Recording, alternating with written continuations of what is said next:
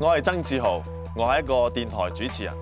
令我讀上癮嘅書就係呢一本《中國式飯局人脈學》，作者鄭德明。咁呢一本書咧，佢就話俾你聽，究竟喺大陸佢哋嗰餐飯係點樣食嘅。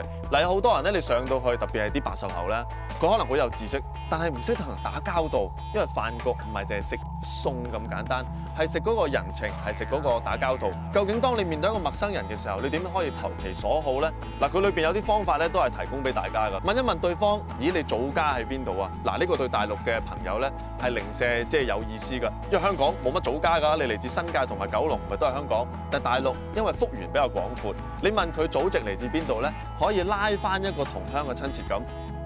咁我想推介呢本書咧，俾一啲80後啊、後生嘅香港朋友。點解咧？